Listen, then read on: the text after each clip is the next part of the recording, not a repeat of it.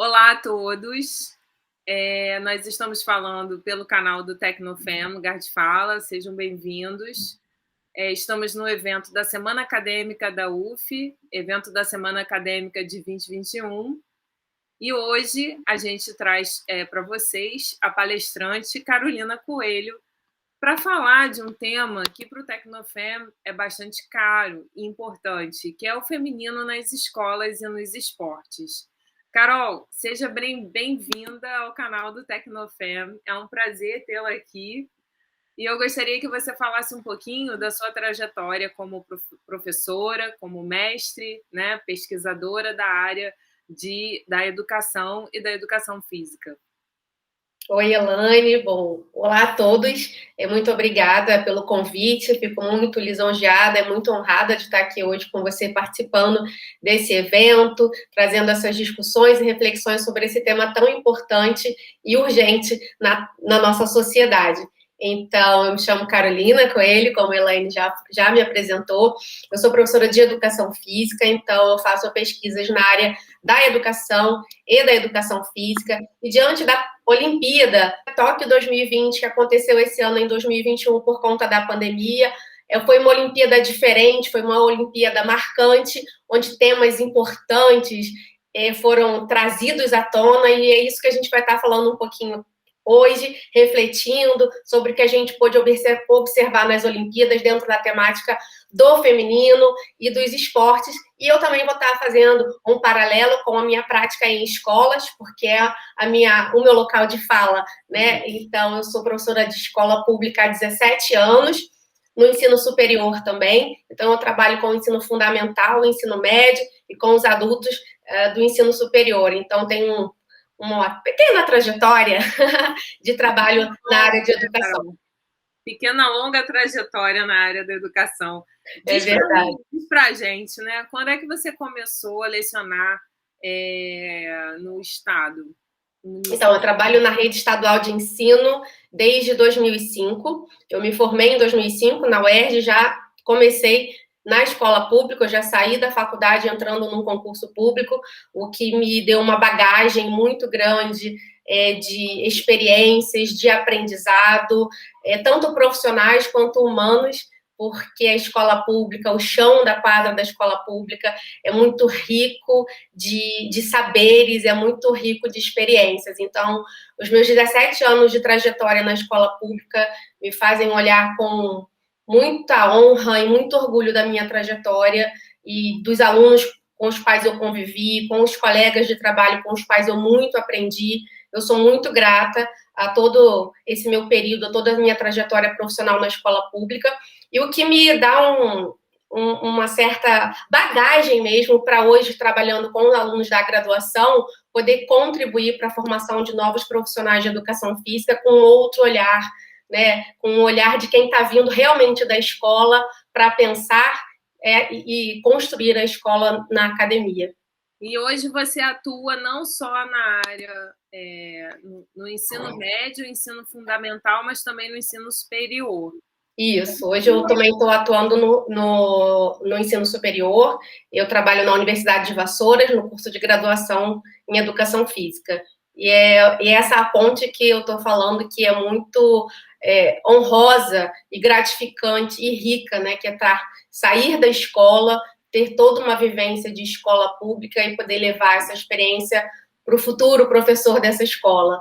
É muito importante, eu acho que dá não é nem só um olhar, né? É uma prática mesmo, uma praxis completamente diferente do que você só pensar, né? A escola, não. Você pensa e você faz a escola. É muito legal. Carol, conta pra gente, porque uma coisa é a nossa vivência, né, enquanto estudantes, como estudantes e alunos da educação física. Você trabalha do outro lado, né, do ponto de vista do professor. Como é que é ser uma professora de educação física atuante, né, nesses segmentos que vão da formação profissional até a formação, né, do aluno, né, do inserir educação física na vida do aluno? Como é que isso acontece, né? Fala um pouco do seu método, da sua metodologia. Como é que é esse dia a dia do professor da educação física?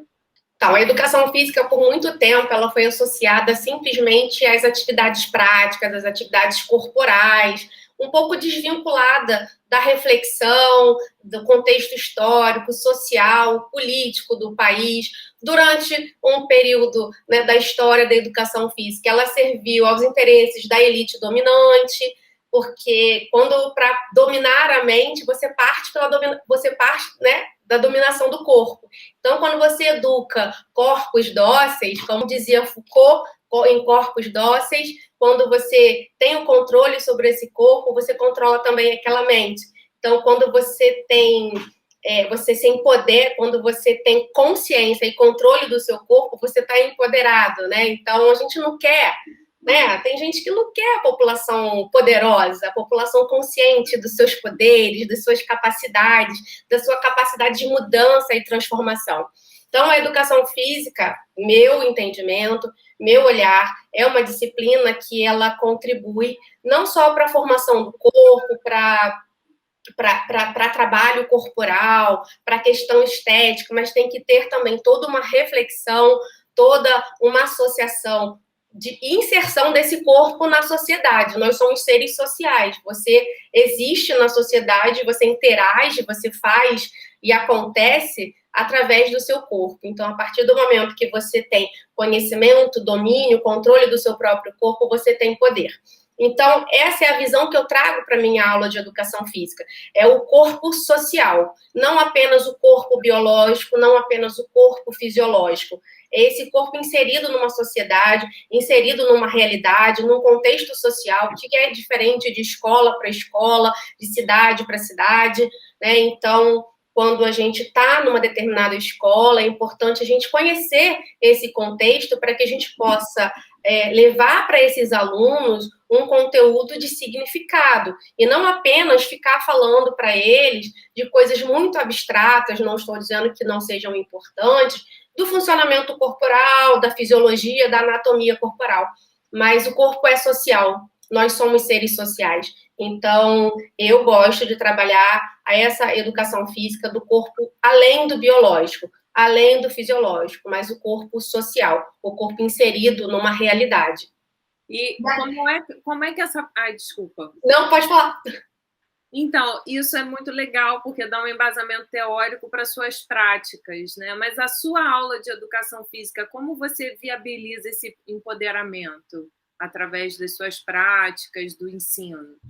Então, eu entendo que esse empoderamento se dá através dos debates. É trazer para a aula de educação física as discussões, como, por exemplo, a questão dos esportes, né, que a gente vai estar tratando hoje. A diferença, por exemplo, salarial de atletas homens e atletas mulheres. Quando a gente aproveita um evento como a Olimpíada, como uma Copa do Mundo, como houve a Copa Feminina de Futebol, e a gente traz para o nosso aluno a discussão e as reflexões sobre diferenças salariais, diferenças de incentivos e divulgação dos esportes que são, né, praticados por homens e para mulheres, a gente está fazendo toda essa construção de pensamento crítico, né? Quando eu assisto a Olimpíada e ponto, é pão e circo, é a Olimpíada pela Olimpíada, é o jogo pelo jogo. E não é. Essa Olimpíada, inclusive, foi uma Olimpíada marcante, foi uma Olimpíada diferente, em diferentes sentidos, né? Em vários sentidos. Foi diferente por conta da pandemia, então já aconteceu no ano posterior do que o que era planejado. Aconteceu sem presença de público, que quase que, meu Deus, quase fere os princípios da Olimpíada, né? Que é a união dos povos, todo mundo está ali celebrando aquele momento. Então, não teve presença de público, foram apenas os atletas, comissão técnica, participando dos eventos, podendo assistir aos jogos. Nós tivemos nessa Olimpíada muitas manifestações políticas dos nossos atletas, não só brasileiros, como de outras nacionalidades. Nós tivemos muitas temáticas, inclusive da população LGBTQ+, onde foram jogados, né, foi jogado luz a essa temática. Então, foi uma Olimpíada que fugiu aquela tradição do pão e circo, né? Vamos usar o esporte para manipulação política, para a gente mascarar o que está acontecendo na sociedade, para as pessoas esquecerem o que está acontecendo, esquecerem da sua realidade e de fingir que está tudo bem. Não, essa Olimpíada mostrou que não, está acontecendo algo sim, e a gente está vendo e a gente não aceita mais, a gente se posiciona. Então foi uma Olimpíada muito diferente e foi muito bom. Sem dúvida, Carol, foi uma Olimpíada muito legal.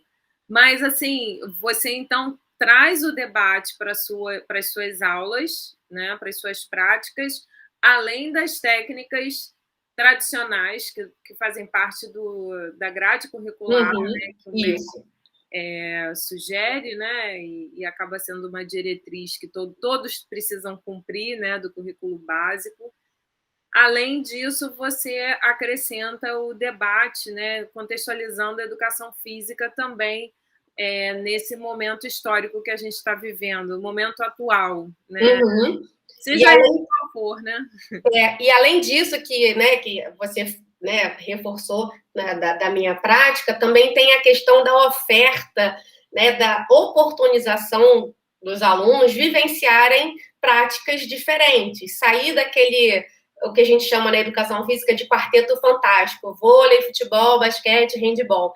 Então, quando você mostra para aquele aluno, para aquela aluna que o corpo dele tem potencialidades que vão além daquele jogo de bola, além daquele jogo institucionalizado, onde existem práticas corporais que vão te dar movimento, controle, consciência corporal, também é uma forma de empoderamento, é uma forma de você ter controle e conhecimento do corpo, que é a tecla que eu bato, né? Quando você tem consciência e controle, conhecimento, consciência, conhecimento, controle do seu corpo, você está empoderado. Então, isso também parte das vivências diferentes, né? Que quando a gente leva para a escola, encontra algumas barreiras. Pá, mas meninos vão fazer dança? Ah, mas aula de yoga? Né? Eu trago para a prática que eu tenho feito de 3 anos para cá, que é a inclusão do yoga na aula de educação física. Então, yoga é uma prática feminina, é uma prática de alongamento e determinadas posturas, eu como homem não faço, e por que não? Então, desconstruir as atividades ditas femininas ou ditas masculinas é também um papel importante na educação física, na formação desses alunos, que a gente vai pensar, em última análise, que eles são cidadãos do mundo, né? Eles vão sair da escola. Então, a educação tem que ser para além dos muros da escola, para além da minha quadra. Então, também eu gosto de incluir nas minhas aulas a vivência de atividades diferentes, que mostre para os meus alunos que o corpo deles é capaz de fazer coisas que eles nem imaginam ou que disseram para eles que não podiam. Então, e o feedback dessas práticas, Carol, como é que tem sido? Os alunos, além desse estranhamento, né? Quem consegue passar desse estranhamento inicial, como é que acontece? Como é que isso se desenvolve?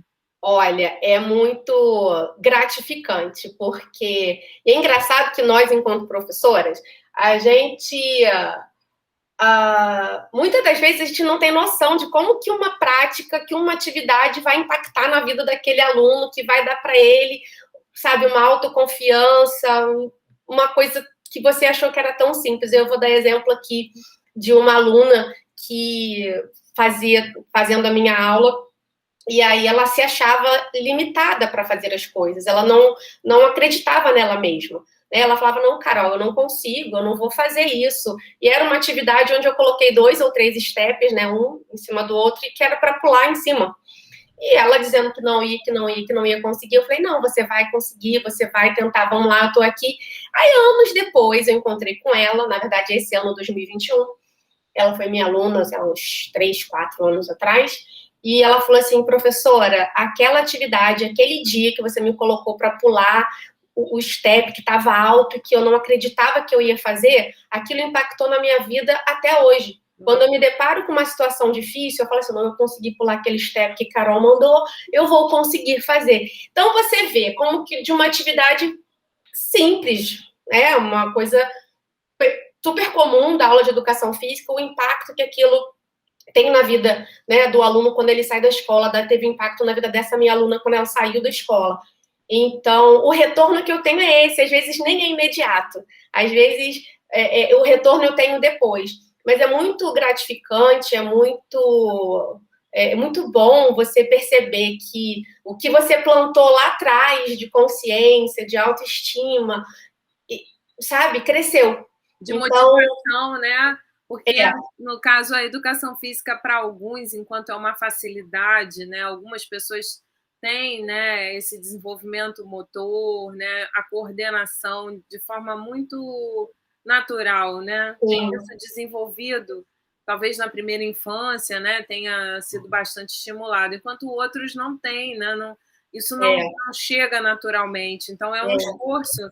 E vencer, e é interessante esse seu depoimento, porque a aluna encarou esse desafio, né, com tal seriedade que o fato dela ter superado isso ficou o registro. Ficou, né, exatamente. Dessa capacidade dela. Então, você acabou criando um circuito nela, né, de comportamento que ela transcendeu a educação física para outras áreas. Olha, que incrível, né? Como que a educação física pode contribuir para além de um corpo sarado, né? Eu falo para os meus alunos da graduação, os nossos alunos, eles são muito mais do que um músculo a ser, sabe, tonificado. Eles são seres humanos, eles são pessoas com histórias, com marcas, traumas, barreiras que a gente tem que estar ali para ajudar a superar com a nossa aula. Então, eu tenho esse olhar até inclusivo, né? A pessoa que tem dificuldade, eu adoro o aluno que tem dificuldade, porque eu adoro mostrar para ele que ele pode, mesmo de outra forma, de outro caminho, né? Então, o yoga, por exemplo, há toda uma barreira para se praticar yoga, porque é uma prática que é associada a questões religiosas, e não é bem por aí, não é uma prática religiosa, é uma filosofia de vida. Então, numa escola onde se tem alunos, em grande maioria autodeclarados, evangélicos, católicos, cristãos, né? Vou englobar todos aqui como cristãos, há uma barreira, porque acha que fere a crença e coisa e tal. Então, levar essa atividade para a escola também foi um desafio para mim, e foi também muito, muito gratificante, porque foi muito interessante, porque eu propus para uma turma de terceiro ano, explicando para eles, terceiro ano do ensino médio, como que ia contribuir para eles terem mais controle da ansiedade nas provas do Enem, como melhoraria as questões de concentração, de estudo, tal, tal, tal. E aí, vamos fazer. Aí eu fui introduzindo, tal, e nós saímos para o recesso. Quando nós voltamos do recesso, um grupo virou e falou assim: professora, a gente não quer mais aula na quadra, a gente só quer aula de yoga até o final do ano agora, a gente quer só fazer yoga até o Enem. Aí eu falei assim: gente, como assim? Sabe, uma prática que eles estavam cheios de medo, de receio de praticar, de ferir a sua fé, e o meu corpo não consegue, porque o que eu vejo no Instagram são posturas super difíceis que eu nunca vou conseguir fazer. E naquele momento onde eu mostrei para eles que yoga não era aquilo, o que eles conseguiam fazer, foi também um outro momento muito marcante assim da minha vida profissional, que eu vi que ali, através da minha prática pedagógica, propondo atividades diferentes, formas diferentes, os meus alunos estavam se descobrindo capazes de algo novo, abertos a experimentar algo novo, né? E aí também a confiança que o aluno deposita no seu trabalho. Nossa, a professora está trazendo essa prática diferentona, mas eu confio no que ela está falando, eu vou acreditar nela. Então, é muito, sabe, o nosso trabalho de professor é um trabalho muito... Eu falo que é uma dádiva ser professor. E a gente tem que honrar muito aquele aluno que está ali conosco, aquele aluno que coloca o corpo dele na nossa mão, literalmente, para a gente trabalhar quando a gente fala de educação física. Então, eu acho que isso resume um pouco da minha prática, do meu olhar para a educação física, como que eu faço no meu dia a dia lá na escola, e que agora no ensino superior eu estou seguindo essa mesma linha. Eu acho que a gente tem que mostrar para o aluno que ele é capaz, sim, e desconstruir essa coisa da educação física só do corpo pelo corpo. A gente é muito mais. Com certeza, a gente é muito mais mesmo. Carol, dentro desse processo, né, porque é uma construção muito individual essa que você faz, né, como professora mulher, e aí eu tenho uma pergunta, eu tenho duas perguntas, né? Quais são as dificuldades e os desafios que você enfrenta nesse dia a dia, trazendo essa prática diferente, além da questão dos alunos, mas eu digo assim, questões estruturais? E se ainda a educação física é vista como uma área masculina. Existem áreas que são mais masculinas do que outras. Eu queria entender a sua visão sobre a área da educação física. Exatamente. Você tocou num ponto que existe essa diferenciação de áreas que são mais masculinas e mais femininas. Por exemplo, a área da educação é primordialmente feminina. A área da fisiologia, da biomecânica é masculina. Então, nós encontramos muito mais professores na fisiologia e muito mais professoras na educação. Então, há toda uma questão, uma construção sexista com relação aos saberes. E aí, essa área da fisiologia, da biomecânica, né, associada às ciências biológicas, é tanto que ela é chamada de área hard da educação física. Né? Então, é a área hard. Então, assim, só os mais tops é que ficam lá. E, assim, não é a minha área de maior interesse, mas eu tenho colegas que relatam dificuldades de fazerem parte dessa área, de entrarem, de estudarem, de atuarem nessa área, nessa parte da educação física, nessa área da educação física, por serem mulheres. Então, existe. A outra área da educação física que as pessoas geralmente têm mais respeito quando é um professor, a área da musculação. Amigas minhas, eu não trabalho com musculação há muitos anos mais, e elas relatam ainda essa valorização do professor de musculação quando tem, né, homens e mulheres ali trabalhando. Eu lembro que eu não gostava de sala de musculação exatamente por isso, pela falta de respeito que eu sentia por conta de ser mulher. Né, na hora de corrigir exercício, na forma como falavam comigo, né, como me enxergavam na sala de musculação. Então, era um ambiente que eu não gostava. E para as mulheres que se especializam e que gostam da área de musculação, é difícil de construir, porque existem, sabe, estereótipos, crenças e diferenciações aí quanto homens e mulheres. Na escola, que é onde eu atuo há mais tempo e é a minha grande paixão, eu não vejo essa barreira. Não percebo isso. Apesar de que uma vez eu peguei uma aluna, uma turma, e que a aluna falou assim, mas você é professora de educação física? Eu nunca vi mulher professora de educação física. Eu falei assim, mas mulher pode ser qualquer coisa, inclusive professora de educação física. Estou aqui, né? Porque no início do ano eu não vou com a minha roupinha de educação física, eu vou de jeans. Né? E as pessoas não me reconhecem, porque o professor de educação física tem que estar de calça legging, tem que estar de bermuda e tênis. Aí você vai dar aula de jeans, uma blusinha mais arrumadinha, acha que é de história, de português. Tem isso, né? E aí eu ouvi essa professora de educação física, nunca vi. Falei, pois é, muito prazer, primeira professora da sua vida, Carolina.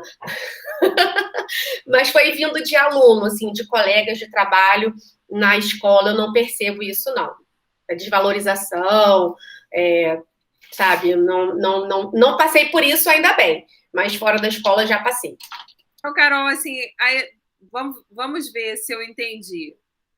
A educação física traz áreas masculinas, mas é uma área que também abriga as mulheres. Nessa estatística, a gente pode até dizer que é meio a meio, ou ainda existe um desnível? Olha, eu não sei precisar em números para você, mas, assim, pela minha percepção, né, circulando no ensino superior, por exemplo, agora, eu percebo muito mais homens na área hard, na área da biologia, da biomecânica, das ciências biomédicas, né? A fisiologia, a anatomia, a biomecânica, e as mulheres mais na área sociocultural. Mas eu não sei precisar, isso é uma impressão que eu ainda tenho de que há essa diferenciação. Amigas que têm interesse pela área da fisiologia, que relatam dificuldade de entrar nesse meio por ser extremamente masculino, mas não é a minha vivência. Então, é uma impressão que eu tenho, mas eu não consigo precisar em números e nem dizer que a minha impressão é o que realmente acontece. Falando assim, então, da minha percepção, da minha prática, há essa diferenciação ainda. Certo. E das dificuldades práticas, né? Falando um pouco dessa prática, as dificuldades estruturais de viabilizar aulas, né, de educação física para a rede que você trabalha, que é a rede pública. Como professora da rede pública e também da universidade privada, você pode perceber algumas diferenças, né? Conta um pouquinho aqui para a gente dessa realidade. Então, em termos de estrutura de trabalho, eu costumo brincar dizendo que a educação física é uma das primas pobres do currículo, assim como artes e língua estrangeira. Então, compra-se material para todo mundo, livros, mais livros, e esquecem do material de educação física. Limpam e preparam toda a escola para recepção de alunos, mas esquecem de higienizar, de limpar, de preparar a quadra para as aulas de educação física.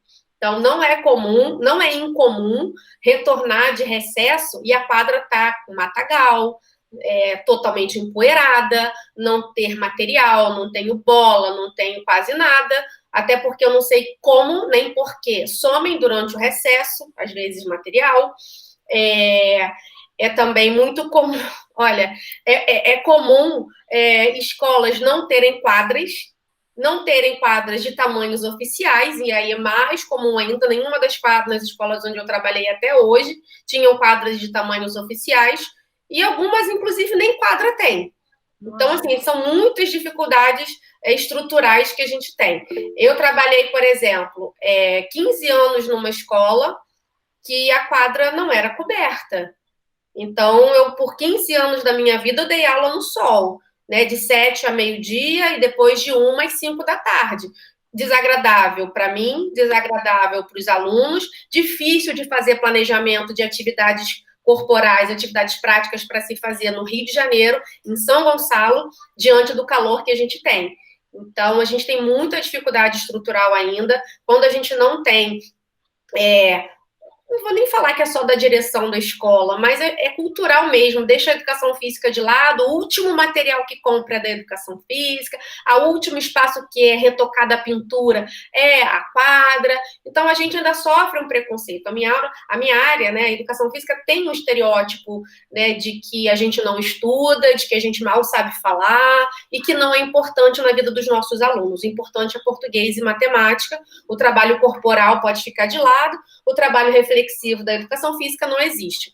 E aí é todo um trabalho de desconstrução enquanto profissional, conquistando mesmo espaço e respeito dos colegas através do trabalho dia a dia. Eu brinco que é uma luta quase semanal, né? Eu vou na escola, né, 2 vezes na semana, é uma luta semanal para consolidar o trabalho e o respeito no meu trabalho, mas eu já consegui, né? Tenho um tempinho de estrada, então nas escolas onde eu trabalho tenho uma liberdade, uma autonomia de trabalho muito grande junto à direção e coordenação para fazer projetos e aulas diferentonas aí que eu tenha pensado para os meus alunos, mas é um trabalho ali de tempo, viu? Não é sempre, não é logo de início que a gente conquista essa liberdade, esse prestígio na escola, não. Fala, Janara, você queria fazer uma pergunta? Isso. Então, primeiro a gente tem que apresentar a Janara, né? Que Janara entrou agora. Janara Pucholati é Tecnofem, é membro do Tecnofem, participando aqui com a gente também dessa live na Semana Acadêmica. Fala, Janara. Carolina, eu pensei agora, se você pegou a época do Mais Educação, sim, se você sentia se nessa época era melhor assim esse acesso a materiais, ou aqueles materiais todos que a gente via do Mais Educação ficavam só no Mais Educação e não podia usar. Era isso, segunda opção. Era ótimo para quem conseguia fazer, para os alunos que conseguiam participar, mas para os professores da escola a gente não tinha acesso ao material.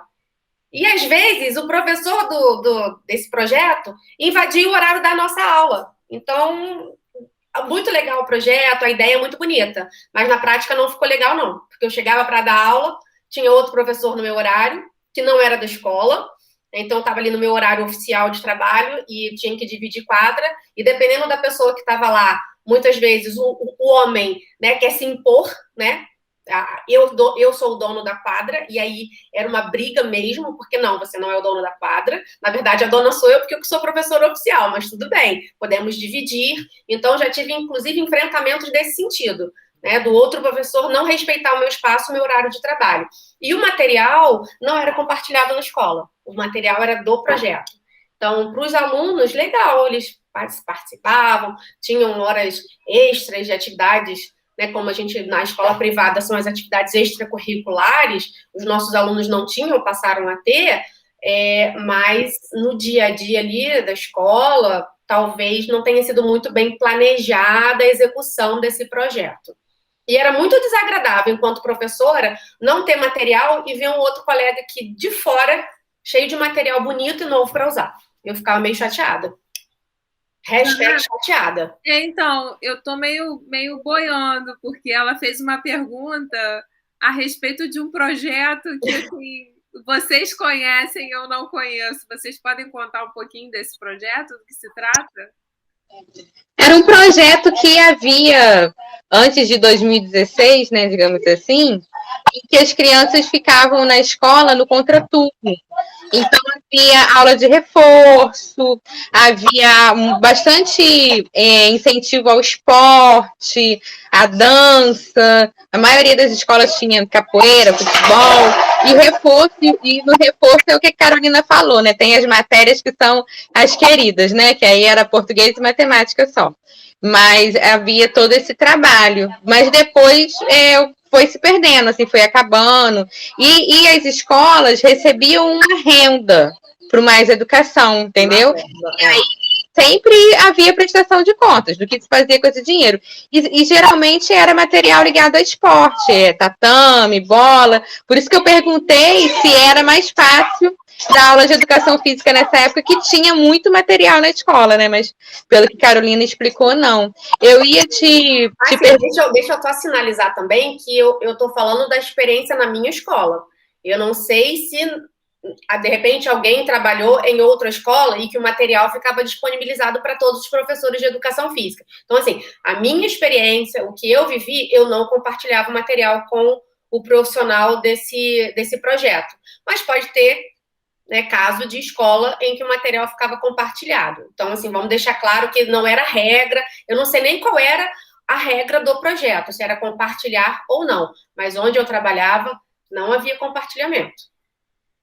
E outra característica também do projeto é que, não sei se era 100%, mas assim, a maioria dos professores que nós víamos atuando nesse projeto eram professores contratados. Então, você tinha ali na escola, né, os professores concursados e os professores contratados que tinham um tempo de contrato para trabalhar com mais educação. E, pelo que eu me lembro, também não tinha uma abertura de vagas, assim, priorizando os profissionais da casa, né? Porque eu estou na escola, eu também sou competente para dar aula no contraturno. Eu, tendo disponibilidade de horário, eu poderia estar fazendo essa atividade. Por que tem que contratar alguém de fora, não, né, desvalorizando o trabalho de alguém de fora, mas por que não valorizar a prata da casa? Por que não valorizar os professores que já estão ali? Né? Então, esses projetos de períodos políticos, a gente tem que, até para a gente opinar mais, tem que pegar para ver como que era mesmo o processo seletivo, a proposta de trabalho, porque pode cair nesse caso que eu estou falando. Na minha escola funcionava de um jeito, na outra escola de outro, porque a gente observa Brasil, Rio de Janeiro, com essas coisas, né? Tem um modelo, mas as pessoas conseguem fazer de outra forma. Então, eu não vou nem ficar aqui falando que, na minha escola, era assim para todo mundo, porque pode não ser. Então, cada escola pode ser de um jeito. A gente observa isso nas orientações, você que já dá aula, nas orientações que vem da Secretaria de Educação. Você trabalha numa rede, né, a rede estadual, que não tem uma orientação clara, né, da sede. Então, cada escola faz de um jeito. Então, é muito louco. Fica bem... Você trabalha em 2 escolas da rede, onde cada uma te dá uma orientação. Difícil, né? Difícil. Eu ia te perguntar também se você sofre algum tipo de pressão quando chegam períodos assim específicos de projetos que as pessoas ligam à educação física, como o Dia das Crianças ou época de Copa do Mundo? Assim, como é que você lida assim, com essa situação? Olha, eu acho que isso acontece mais no ensino fundamental, de ter a pressão dos professores de educação física para se envolverem na festa junina, na Olimpíada. No ensino médio, eu não percebia essa cobrança, muito pelo contrário, os projetos aconteciam de incentivo, de iniciativa dos professores. Eu é que fazia questão de fazer algum projeto com outro colega da disciplina, ou até com colegas de outras disciplinas para fazer um trabalho interdisciplinar. Eu não percebia essa cobrança no ensino médio. Mas aí, mais uma vez, vai da minha vivência, das características das escolas onde eu trabalhava. De repente, na outra escola onde você trabalhava, com o ensino médio, havia essa cobrança. Então, assim, eu não passei por isso. Muito pelo contrário. Todos os projetos de Olimpíada, de Copa do Mundo, de festa junina, tudo eu que inventava. Muito bom, né? Haja imaginação, né? Obrigada a você pela pergunta. Haja imaginação para inventar atividades para essa garotada. Bom, aí uma coisa que a gente tem que desenvolver, né? A criatividade. Pois é, eu queria que você falasse um pouco, dentro desse seu processo longo, né, dessas práticas e do enfrentamento dessas dificuldades, tanto estruturais quanto psicológicas, né, das resistências que você foi vencendo ao longo desse tempo, da sua pesquisa de mestrado, né, que versa sobre a violência, que é um tema caro, tanto para as questões de gênero, que é o que a gente trata aqui no canal, quanto dessa questão dos corpos apaziguados, como a gente viu também, né, da questão da domesticação. Como é que você vê essa questão da violência na sua área e nas suas práticas? Você tem essa pesquisa, eu queria que você falasse um pouquinho sobre ela, sobre os caminhos que ela tomou, porque até então você havia focado em gênero, um trabalho belíssimo, né? Mas depois ampliou, porque a questão da violência ela transborda, né? Infelizmente. Infelizmente. Eu queria que você falasse um pouquinho. Tá. Então, a minha pesquisa de mestrado aconteceu numa das escolas onde eu trabalho, na escola de ensino médio, onde eu trabalho já há 11 anos. E, a princípio, eu tinha pensado em pesquisar sobre violência de gênero. Ia ser com foco no feminino, nas violências, na exclusão feminina das práticas esportivas. Porque eu observo, e muito me incomoda, né, nas aulas de educação física, identificar as meninas afastadas da prática. Observar os meninos dominando a quadra. Só eles jogam, só eles fazem. E a cada ano, as meninas cada vez menos participativas, menos envolvidas nos trabalhos, nas aulas de educação física, menos envolvidas nos trabalhos corporais. Daí, até mesmo a minha proposta de trabalho diferenciado, fugindo dos clássicos esportes de bola, porque se não teve uma boa formação de coordenação motora, de desenvolvimento motor lá no fundamental, chega no médio sem essas capacidades físicas bem desenvolvidas. E aí eu entendo todo o constrangimento que tem de você participar de um jogo que você não sabe jogar, de você se machucar, e a questão da ridicularização, e aí começam as questões da violência, que é muito mais do que a violência física. A violência é difícil até da gente fechar, amarrar um conceito, porque ela é multifatorial, ela é multicausal, ela está relacionada ao contexto no qual ela ocorre, então é difícil da gente amarrar um conceito de violência. Eu até trago essa discussão na minha dissertação. E por que tem que fechar também, né? Para que eu tenho que fechar? Não preciso ter esse conceito fechado. Pode ser uma coisa dinâmica, até porque a vida é dinâmica, né? Então, a partir desse meu incômodo com as meninas cada vez mais excluídas na aula de educação física, foi o que eu resolvi estudar violência, a exclusão como uma manifestação de violência. E essa exclusão faz com que as meninas acabem desenvolvendo menos a questão motora e corporal, acabam se identificando muito pouco com práticas corporais, com práticas de exercícios ou atividades físicas que vão ser importantes para a vida dela, para a saúde dela fora da escola, porque Hoje há uma discussão sobre a promoção da saúde também na educação física escolar, o quanto é importante a gente mostrar para o nosso aluno que incorporar uma prática de atividade física na vida dele é importante para a saúde. Então, quando eu vi aquelas meninas não fazendo, não querendo fazer, me incomodava. Eu fui querer estudar isso. E no decorrer da pesquisa, eu fui vendo que outras formas de violência aconteciam. Muitas outras. Eu falei, nossa, não posso fechar numa só, se nesse ambiente escolar acontece tantas outras formas de violência que são tão impactantes quanto uma exclusão, uma violência, né, uma agressão física. Então, eu acabei abrindo o leque e abraçando todas, né, permitindo todas as manifestações de violência que acontecem, né, no cotidiano escolar. E foi muito interessante que na minha pesquisa eu ouvi também professores, e eu fiquei muito impactada ao ouvir os relatos das professoras. Foram só professoras que participaram da minha pesquisa, que foi sobre manifestação de violência, como eu falei, e eu abri o convite para conversar comigo, professores, né? Botei lá no grupo do WhatsApp do corpo docente da escola, que eu queria conversar com professores ou professoras que tivessem se envolvido em situações de violência dentro da escola, e apenas mulheres vieram relatar, né, que para mim também foi algo que chamou atenção. Por que só mulher que está vindo falar? Será que só elas vivenciam? Será que homens na escola não sofrem esse tipo de violência? E aí teve a violência, a professora que relatou, por exemplo, a questão de geração, a violência geracional, dela mais velha sofrer exclusões e ouvir comentários de respeito de professoras mais jovens, a clássica, né, de gênero, né, o professor homem que acha que ele sabe mais, então na hora de dar opinião em alguma coisa, tem até um nome, como é que é o nome, né, que o cara interrompe a mulher quando está falando. Man interrupting. E isso também foi relatado. Engraçado que algumas professoras falam assim, nossa, eu nunca percebi que eu passei por situação de violência, de gênero, de alguém me desvalorizando porque sou mulher. Até que você me perguntou. Agora que você me perguntou, tô vindo várias coisas na minha cabeça que eu já passei. Então, essa naturalização da violência foi o que eu acabei trazendo para a minha pesquisa. Como que a gente está tão acostumado com comentários, com falas e comportamentos que acabam sendo naturais. Mas é assim mesmo.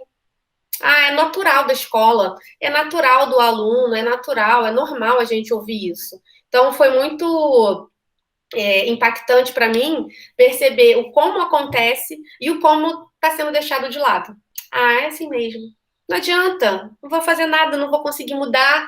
Então, a minha pesquisa acabou trazendo à tona essa naturalização da violência e mais os impactos dessa violência, né, no emocional dos alunos e professores. Então, relatos de alunos e professores que se afastaram da escola por conta de situações de violência, né, entraram em processos depressivos e síndrome de pânico por conta de alguma coisa que aconteceu na escola. E deixo claro aqui que não foi nenhuma violência, quando fala em violência, pensa-se logo numa agressão física, violência urbana, alguma coisa, aluno armado na escola, nada disso, tá? Foram violências simbólicas e que impactaram, sim, enormemente no emocional das vítimas. Então, eu achei muito interessante trazer, né, perceber ou trazer à luz essa questão de que a violência, seja ela de qual forma ela se manifeste, ela impacta e muito no emocional de alunos e professores.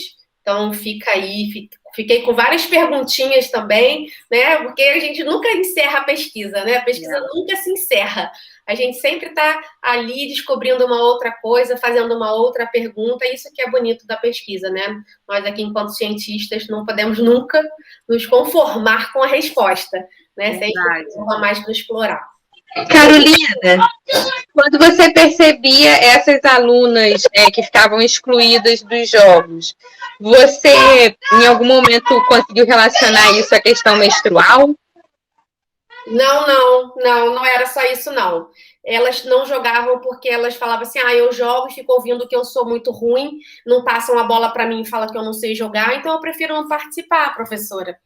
Então, eu tinha que criar estratégias para que o aluno, mesmo sem habilidade, ele conseguisse participar. Aí vai do olhar atento do professor, de perceber e criar estratégias para incluir esses alunos que são menos habilidosos, tanto meninas quanto meninos. Também é muito comum os meninos homossexuais serem tratados como fracos também. Eu não escolho menina, não escolho homossexual, porque eles são fracos, eles não sabem jogar, eles não vão atrapalhar, porque existe toda uma cultura do vencer, né? Eu preciso ser vencedor, eu tenho que ganhar. Então, essa cultura da vitória, do sucesso, é muito presente na educação física, que eu não gosto. Meus alunos ficam chateados comigo, porque eu não conto ponto, eu não sei quem ganha, porque eu não me interessa quem está ganhando, quem está perdendo. Eu quero que todos participem. E aí é o que eu falo, é a professora desconstruindo a professora diferentona, né? De primeiro, eles têm um certo impacto.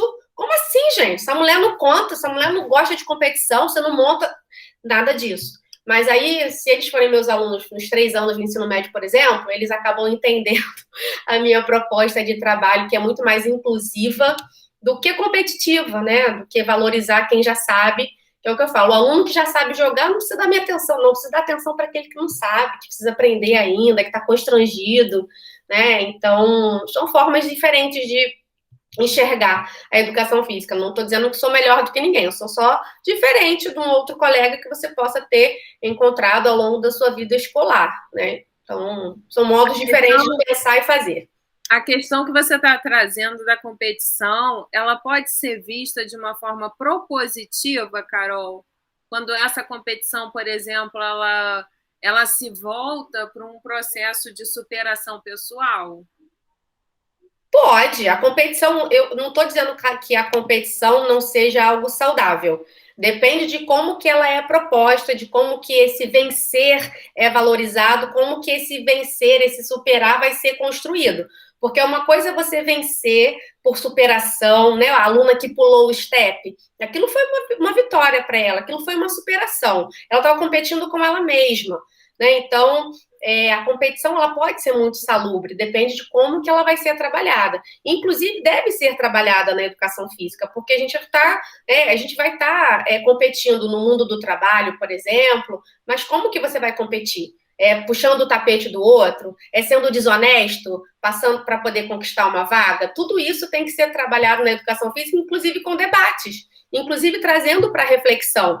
Né? Identificou uma situação de jogo em que o aluno trapaceou, não dá para fazer vista grossa. Traz para o debate, para o jogo, vamos conversar, sabe? Então, é o que eu falei no início da nossa conversa. É uma educação física reflexiva, e não o jogo pelo jogo, o corpo pelo corpo. Tudo é passível de reflexão, tudo é passível de conversa, debates, e aí vai depender muito da prática, né, do que o professor tem, da professora tem enquanto visão e contribuição da educação física, porque é muito triste identificar que nem todo mundo percebe a importância da educação física na construção do ser humano, na construção do cidadão, na construção desse aluno consciente e de pensamento crítico, né? Então, eu acho que vai um pouco da questão da formação, né? A gente pode ir lá na formação do professor, né, nos cursos de graduação. Se a gente for pensar, por exemplo, nas questões de gênero, não é toda a universidade, por exemplo, que existe a cadeira que vai discutir gênero na educação física. Então, eu mesmo não tive essa discussão na minha graduação, tudo bem, foi há 20 anos atrás, mas a gente tem contato com professores mais jovens que não têm essa reflexão. Então, a gente sabe de poucas grades que oferecem essa discussão. A gente vive um momento onde esse assunto né, não é bem visto pela sociedade, pelas pessoas, né, que demandam aí, que tem o poder no momento, então não pode debater, não tem que falar de gênero, até gênero literário as pessoas confundem com discussão de gênero, né? Então, assim, é nesse nível que a gente está. Carece de discussão lá na academia. A universidade precisa fazer essas discussões. E aí eu destaco aqui na UF, né? A gente está aqui em Niterói, o professor Fabiano Devide, no curso de Educação Física aqui da UF, que propõe essas discussões, a professora Helena Altman, Guacira Louro, que são professoras, assim, super referenciadas em questões de gênero e sexualidade, em educação física e em educação. Então, é uma temática, né, muito cara, né, à toa que nós estamos aqui hoje, mas que ainda carece de muita discussão na educação física, por exemplo. Sim. E aí tem, né, essa discussão, ela pode acontecer, ou ela deveria estar acontecendo desde o processo da concepção da educação física, né, a questão profissional, das profissionais da educação física, das áreas e desse processo de formação. Então, eu queria falar um pouquinho desse processo de formação. Você trouxe a questão do seu trabalho com a violência, né, o discurso, que acaba sendo algo que permeia toda a sua prática da educação física, influencia diretamente a adesão do aluno à disciplina, a querer estar na quadra fazendo a atividade da educação física ou não, ou praticar também determinados esportes em detrimento de outro. E a minha pergunta, o futebol ainda é um esporte estritamente masculino ou nós conseguimos avançar um pouquinho mais nesse lugar? Pois é. Então, aí eu observo nesses 17 anos de estrada que depende. É quase uma questão de ciclo. Existem ciclos onde eu tenho várias alunas que amam e jogam futebol e dominam a quadra, inclusive muito mais do que os meninos, e há ciclos que não. Mas ainda é muito mais dos meninos do que das meninas, infelizmente. E aí a gente fica com a expectativa, a esperança de pós um evento como a Olimpíada, pós evento como uma Copa do Mundo, onde tivemos a primeira Copa do Mundo feminina, que foi na última edição, de despertar, né, esse interesse e derrubar essa barreira, né, do esporte de menino e de menina. A Olimpíada desse ano, né, Tóquio 2020, com o skate, por exemplo, skate aí quebrou, né, vários estereótipos, o estereótipo de esporte de menino, de que esporte radical não é, menina não pode, não é capaz de fazer, o esporte que por muito tempo sofria preconceito, né, skate é coisa de vagabundo, né, então eu achei a estreia do skate muito emblemática, o surf também, né, esporte de vagabundo, né, de maconheiro, e a gente vê aí atletas brilhantes, maravilhosos, como a gente tem nossos, e no skate aí eu destaco, né, a Raíssa Leal, aquela menina que despertou aí uma procura imensa pelo skate, a partir da participação dela. Eu acho que ela ainda não tem nem noção do quão impactante, emblemática é essa participação delas, a Letícia Buffoni, a outra menina que eu esqueci o nome agora.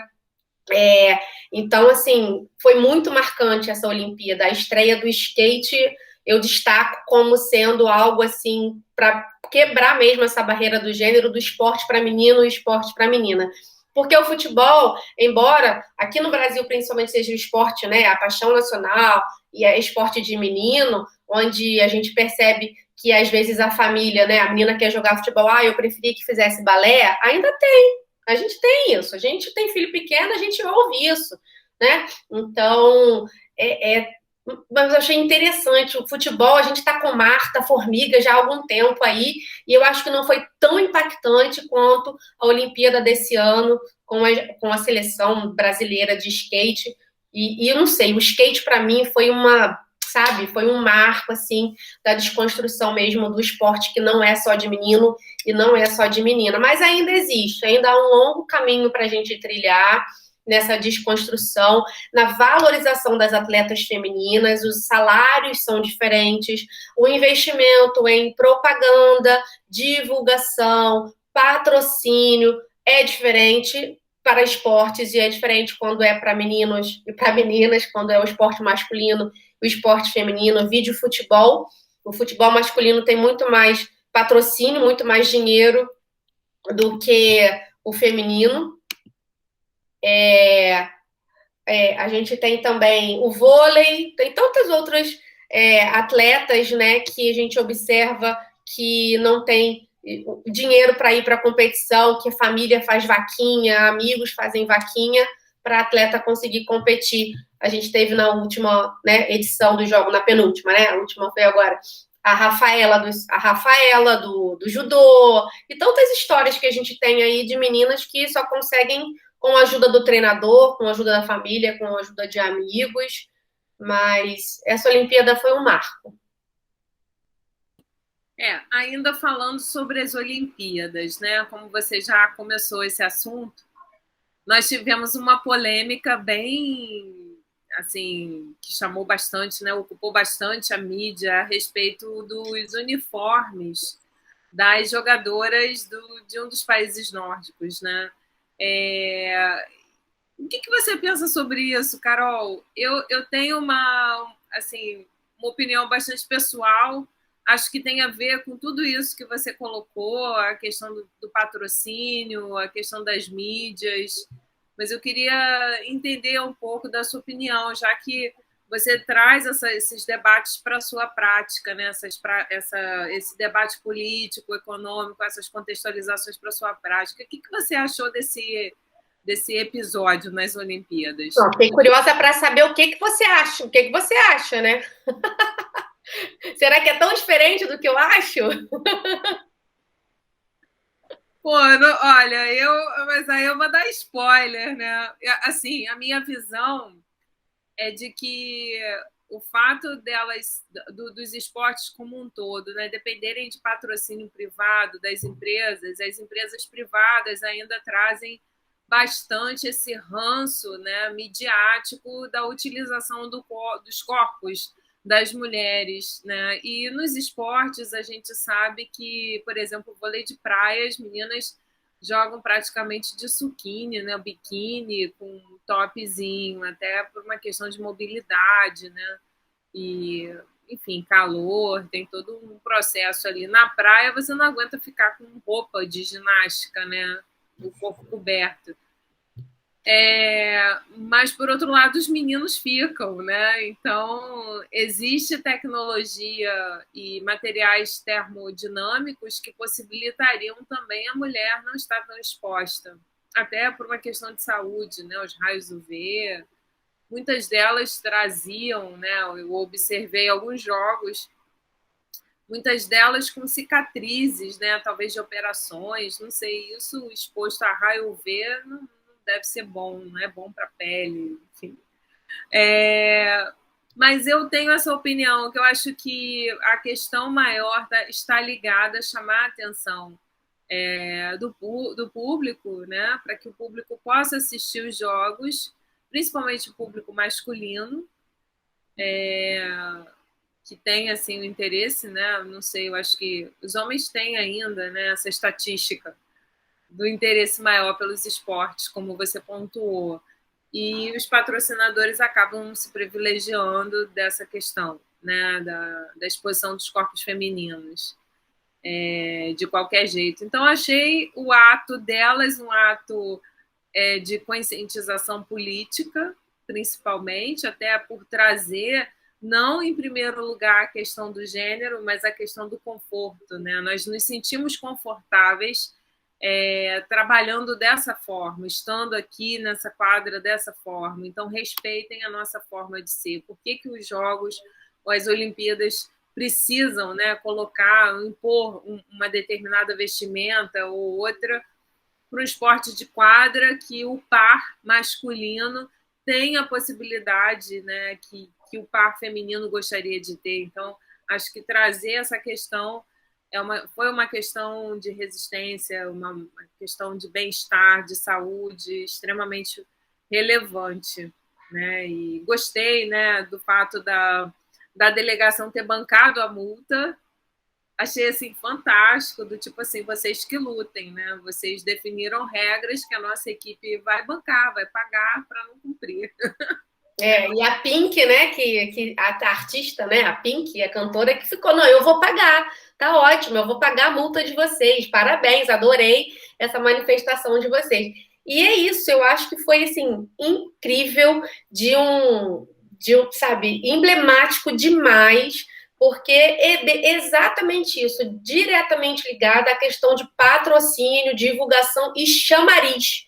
Então, os uniformes femininos menores para poder chamar público. Ah, os homens é que se interessam mais por esporte, então vamos botar o pessoal, né, as meninas do vôlei de praia, com o biquíni menorzinho, que aí chama a atenção dos homens, e aí começa a ter destaque, começa a ter público, a gente pode investir nesse esporte. Então, a partir do momento que as atletas tiveram a coragem, porque olha quantos anos isso nos é imposto, a roupa que ela usa, você não tem o direito de escolher se você quer usar sunquine ou bermuda. Muito provavelmente, como você disse, na praia a mulher vai escolher um sunquine porque fica mais confortável. Mas não ter o direito de escolher é que é o absurdo. Ser imposto um biquíni, um sunquine, uma roupa colada, né? Por que a pessoa não pode escolher a roupa que ela se sente mais confortável? Né? Os homens jogam de bermudão, por que a gente também não pode jogar?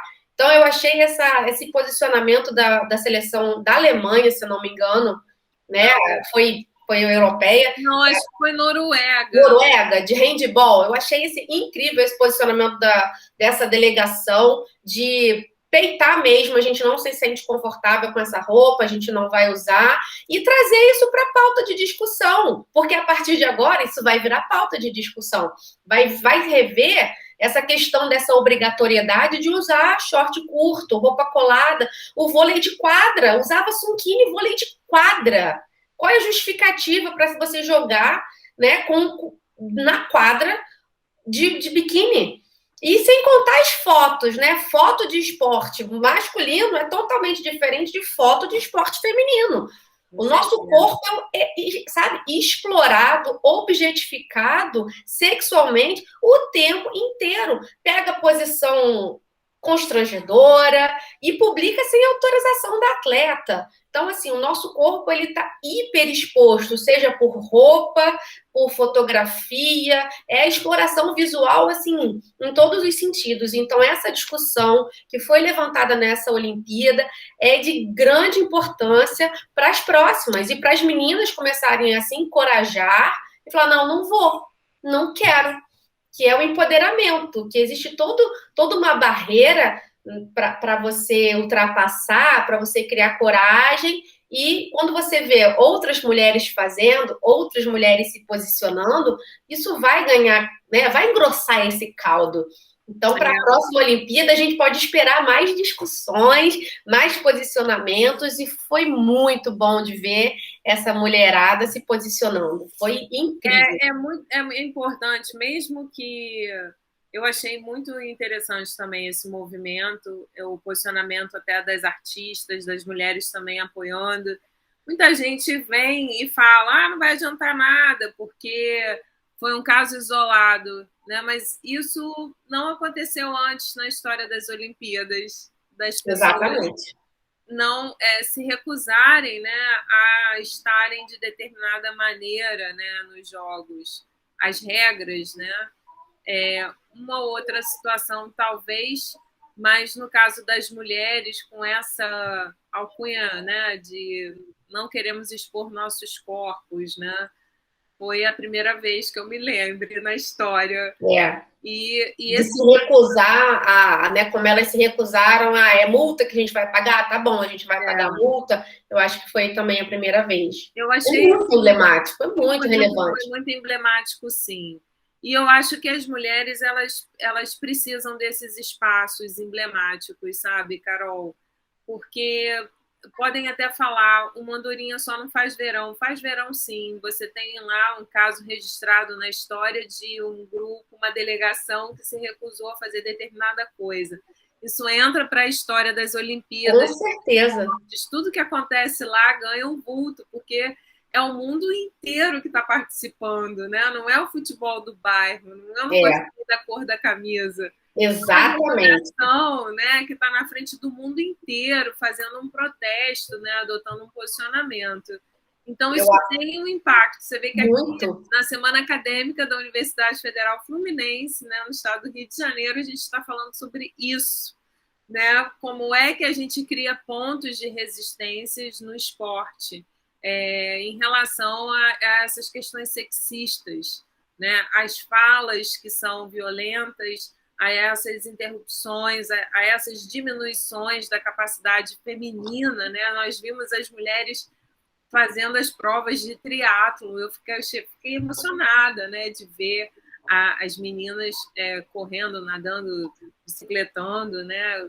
Pensei assim, só na outra vida que eu vou fazer isso, né? Não, uma outra coisa também muito interessante, acho que você comentou que tem uma jornalista no grupo, como que foi a participação de mulheres comentaristas nessa Olimpíada, comentando os esportes masculinos, a comentarista no futebol, comentarista no skate.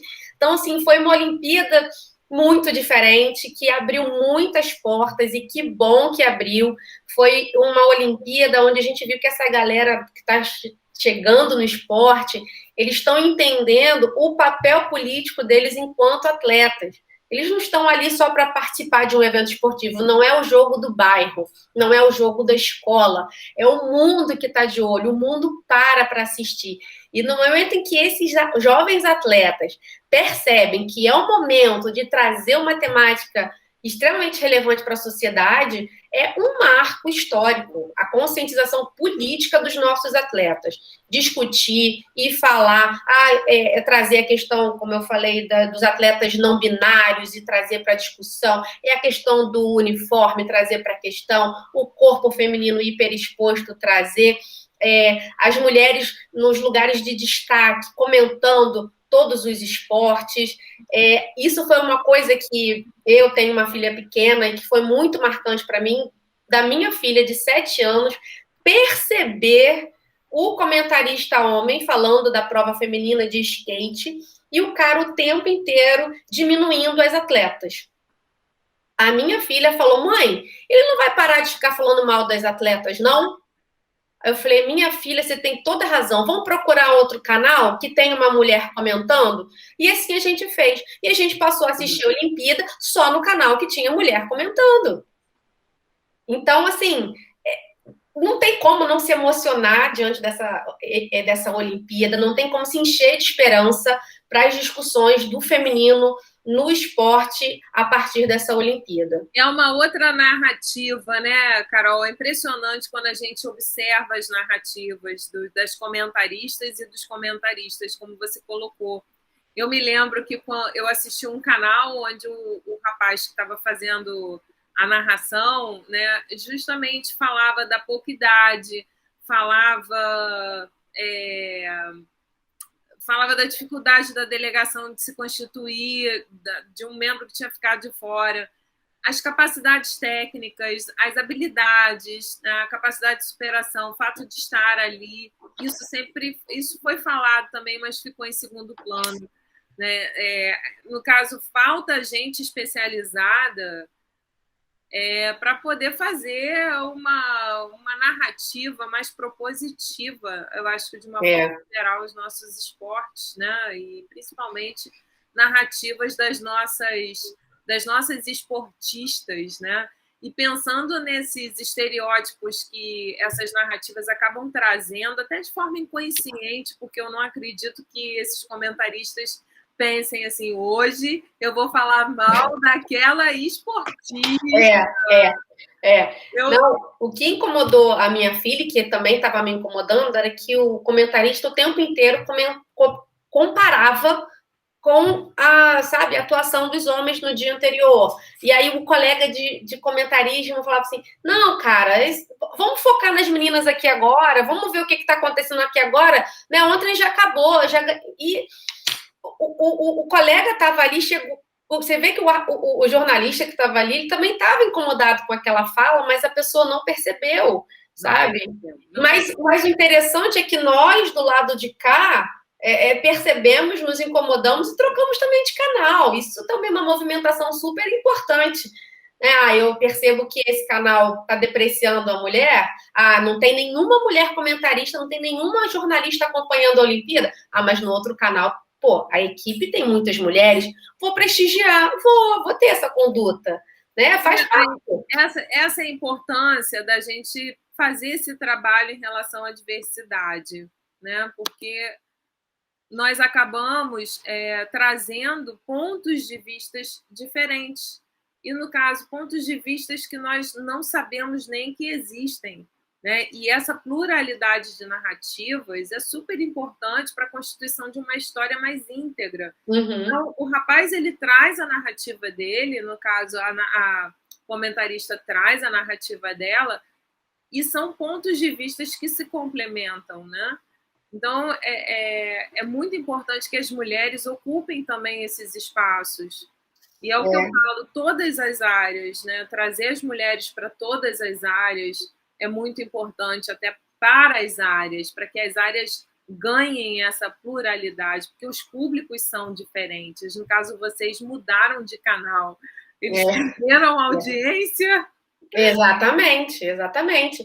E é isso, eu acho que é muito importante também, que é uma fala, né, sua, e aí com certeza do seu grupo de pesquisa, que é complementar, a gente não tem que excluir ninguém, não tem que excluir o homem dos debates, das falas, né? O trabalho é conjunto, é a sociedade inteira trabalhando para essa igualdade. Não estamos em momento algum dizendo que só mulher tem que falar em detrimento da fala masculina, não. É reconhecer essa pluralidade. São complementares, eu com a minha visão, meu lugar de fala, você com o seu, e valorizar, né? Ninguém está desvalorizando ou excluindo, querendo desvalorizar ou excluir. Muito pelo contrário, né? É agregar, é unir, caminharmos juntos para essa mudança de pensamento, essa mudança de sociedade, né? Né? Exatamente, juntos, né? Juntos, vou usar o jargão, juntos somos mais fortes, né? Mas é verdade, juntos somos mais fortes, não subjugadas, né? Não excluídas das áreas. Exatamente. Todos perdem quando o grupo é excluído, principalmente as mulheres, né? Que constituem parte importante da sociedade, enfim. E que historicamente são excluídas, né? Historicamente, exato. Então, o nosso lugar de fala aqui justamente é para marcar, né, esse lugar da exclusão, para dizer não precisa ser assim, né? Podemos fazer parte, tem espaço para todo mundo. E juntos vamos mais longe, juntos somos mais fortes, é isso Exatamente. Mesmo. É clichê, mas é verdade. Não é clichê, mas é verdade. E, Carol, você estava falando da Olimpíada, né? E que você assistiu os jogos, a gente também, né? Aqui em casa. Uma coisa que me chamou a atenção também, além dessas questões da marcação, né? Da equipe norueguesa, enfim, dessa equipe nórdica em relação às vestimentas, né? Dos não binários. Tivemos um atleta também que tricotava durante os jogos, né? Peças lindíssimas para doação, quebrando essa questão do estereótipo de gênero. Só mulher tricota? Masculinidade. Nossa, essa Olimpíada questionou a masculinidade de tal forma. Esse rapaz, se não me engano, é um atleta inglês, né? Do salto, né? Ornamental. Gente, que coisa! Olha, essa questão da. Então, além, né, da questão feminina que a gente está aqui comentando, é a diversidade, é o não binário, é a masculinidade que foi colocada ali em xeque, digamos assim, né? No mínimo para se refletir, um homem tricotando, né? E os cabelos, os brincos, a construção da imagem masculina, né? Do que é realmente, né, ser homem. Então, essa Olimpíada foi riquíssima de questões para a gente refletir de gênero, para além do feminino. Né? Esse rapaz da Inglaterra, do tricô, realmente foi emblemático também, muito importante para a discussão das masculinidades, do que é ser homem, do atleta homem, que precisa ser agressivo, precisa ter comportamento violento para ser realmente homem enquanto atleta. Nossa, cabem muitas reflexões sobre masculinidades. Muito legal também. Também, eu gostei também dessa questão que ele traz, né? Eu acho que ele não teve também essa consciência, vou levar essa questão, ele simplesmente existe. Isso, ele simplesmente existe, eu acho. Ele existe, e por ele ser essa pessoa que ele né? Ele acaba suscitando esses debates, né? Do que cabe ao homem, do que cabe ao atleta. Por outro lado, também eu vi, por exemplo, cenas muito interessantes no atletismo, no triatlon. Eu acompanho bastante o triatlon, que eu acho uma prova assim de força, né, de resistência. Resistência, né? De vontade. Então, eu vi também alguns comportamentos muito interessantes, né, no triatlon masculino. Para além dessas questões de gênero que a gente trouxe, eu acho que essa Olimpíada também trouxe uma mensagem de união mesmo, sabe? A gente viu que delegações que se enfrentavam ali em campo, em quadra, era só aquilo ali, né? Um atleta comemorando com a vitória do outro, as atletas da ginástica comemorando quando a adversária estava fazendo um salto perfeito, uma execução perfeita de movimento, lá no skate. Então, assim, eu achei essa Olimpíada marcante também nessa questão da cooperação, da união, da valorização do ser humano. Tá ali, tá competindo, mas não é meu inimigo, né? Ele tá competindo, ele é meu adversário nesse momento, ele não é meu inimigo. Eu posso comemorar porque ele fez uma prova maravilhosa, eu posso aplaudir a minha colega que fez uma prova maravilhosa. Então, eu acho que a Olimpíada meio que refletiu um pouco da pandemia, né, que foi um momento de refletir mesmo, né, das individualidades, do olhar só para o meu umbigo, eu em primeiro lugar, né, então é a segurança do coletivo, é pensar o coletivo, enxergar o outro como um igual, né, não é diferente, não é menos, não é inimigo. Então eu achei a vibe, digamos assim, dessa Olimpíada, eu achei boa, não é?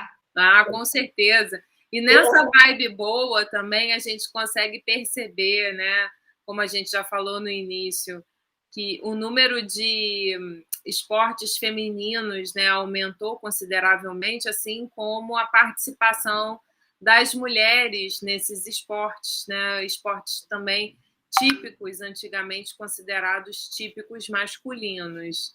E outro fato que também eu acho que é interessante a gente falar são as mulheres cientistas que participaram dos Jogos Olímpicos. Tenho aqui, peraí. Tenho aqui as atletas cientistas. E aí, a gente falando sobre atleta cientista, a gente pode fazer a reflexão, né? Não tem nenhuma cientista atleta brasileira. Pois é, né? Carol, aí.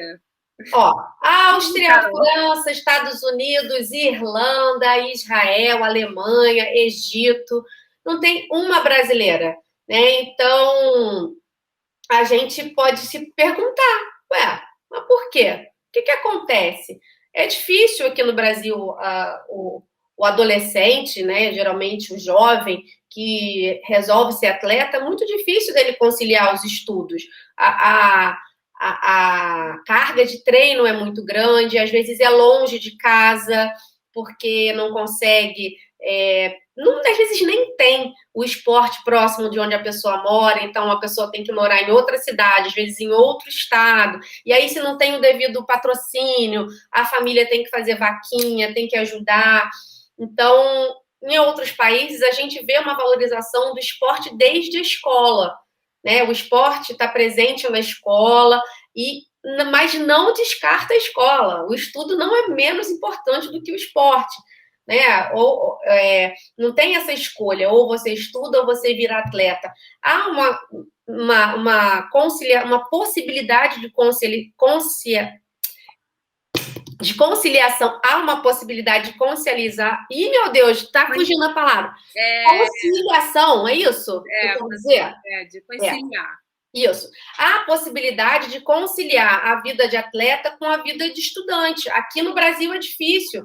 Tanto que a gente vê na escola os nossos alunos atletas. É comum a escola mesmo, às vezes, mas o aluno é atleta, né? Vamos abonar as faltas dele. Ele estava no jogo, ele joga no time tal, ele já está indo para o profissional, ele já está com a carteirinha lá, já está com o contrato já pronto. Então, esse atleta, ele é dispensado de avaliação, ele tem as suas faltas abonadas, ele é já todo direcionado para valorizar o esporte e deixar o estudo de lado.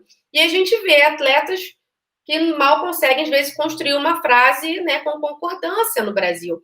E atletas de outros países, como aqui a cientista, ela atleta, bióloga, futura médica, doutora em matemática, em ciências, em física quântica, a pessoa consegue estudar e ser atleta, né? Então, há também que se fazer essa reflexão do aluno atleta, né?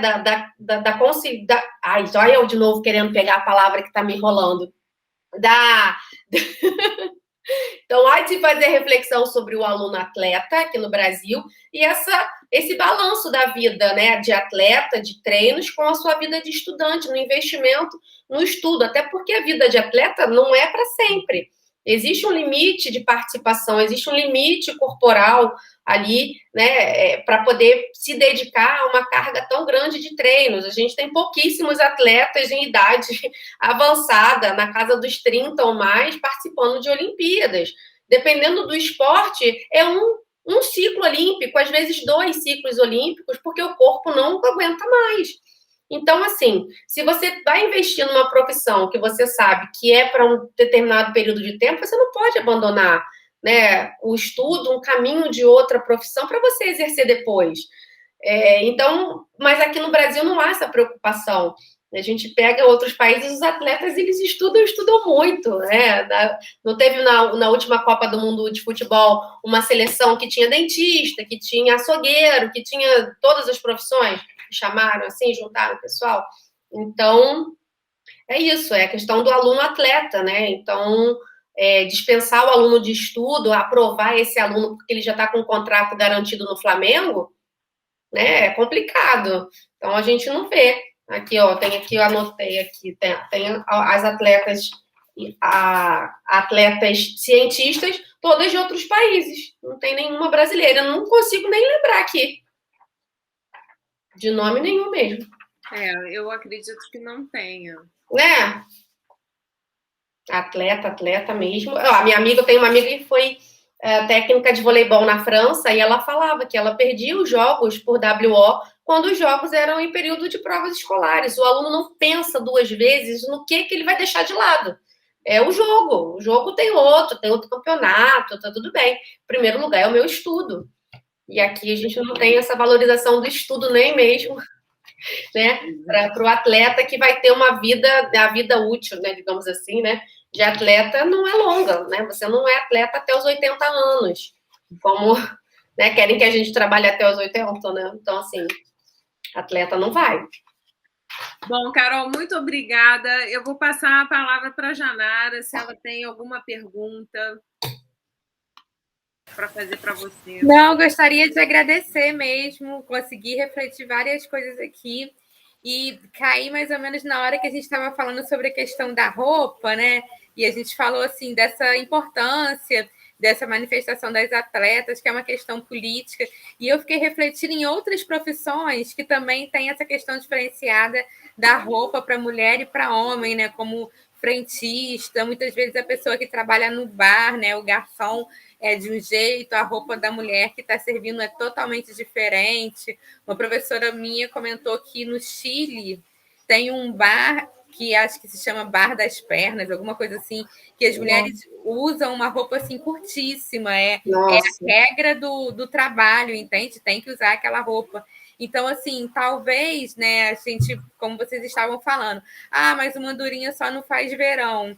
Mas, assim, talvez essa manifestação das meninas no esporte possa influenciar outras áreas, né? Porque a gente, como mulher, tá sempre com aquele medo, né? Mas e se eu perder a minha vaga? Ou eu vou ser ridicularizada? Vai falar que eu tô de mimimi? Ou pode ser que eu que dei confiança? Mas quando a gente vê uma mulher que tá brilhando, né? Que já tá numa posição... Porque quem chega a uma Olimpíada não é qualquer coisa, né? Não é o jogo, não é a pelada da esquina. Então, quer dizer, essa mulher alcançou um lugar e ela está conseguindo falar e ela está conseguindo dizer isso daqui eu não vou fazer. Então, para a gente que está aqui no cotidiano, a gente sente essa força, né? Então, esse exemplo é muito importante. Essa conversa nossa foi muito importante também. Ah, que bom, obrigada. Você me fez lembrar de uma situação que eu vivi quando eu era estagiária numa academia, que eu falei já no outro momento, em que eu não gostava de trabalhar com musculação, e numa das situações em que eu estava estagiando na musculação, o meu uniforme era diferente, a minha camisa era mais curta. E eu falava, não, eu não quero essa, eu quero a camisa, eu quero a maior. Não, mas essa é masculina, essa. Então, mas eu quero essa. Não, mas é que o pessoal gosta de você com essa camiseta menor, né? Circulando. Difícil, né? Aí você não gosta de trabalhar com musculação por quê? Entre outras coisas. Muito difícil, Por Carol. isso. Mas que bom que vocês gostaram. Muito obrigada pelo convite. Eu aqui agradeço imensamente por essa conversa. Espero que realmente contribua para as reflexões, para o trabalho de vocês. E fico muito honrada de trazer um pouquinho da minha vivência, da minha experiência, do meu olhar enquanto professora de educação física, professora do fundamental, médio superior, né? Eu trabalho com quase todas as faixas etárias, mas o quão é importante a gente ter essas discussões, o quanto a educação física pode se juntar e contribuir nessas discussões, né? Porque a gente tem um estereótipo de que a gente não contribui com reflexões, a gente só trabalha corpo e não é bem por aí. Então, fico muito feliz, assim, agradeço a oportunidade de estar mostrando esse outro lado da minha disciplina, esse outro lado do meu trabalho, não só meu, quando falo meu educação física, na contribuição para reflexão e desconstrução de estereótipos e quebrar barreiras aí com relação ao feminino, que é o nosso mote aqui. Esse assunto, nós aqui te agradecemos a disponibilidade de estar aqui com a gente na Semana Acadêmica da UF. Foi um prazer. O assunto não se esgota. Não se esgota. Nós ainda iríamos falar das Paralimpíadas, mas podemos falar isso numa outra ocasião, né? Porque 3 horas de live já, então a gente... Não, e várias questões que ficaram aqui em aberto e cabe outras conversas, a gente não fechou nada aqui, esse assunto não se encerra aqui, muitos desdobramentos podem ser possíveis, isso, não se encerra, quando puder a gente se reúne de novo, quando outras questões surgirem a gente conversa novamente, vai ser um prazer estar com vocês. O canal do Tecnofem está aberto, né, para a gente poder continuar esses debates, tá bom, Carol? Tá ótimo, muito obrigada. Agradeço a vocês. Então... Obrigada, meninas. Obrigada, muito obrigada. Obrigada a todas e a todos que puderam estar com a gente aqui no canal. Até a próxima. Até.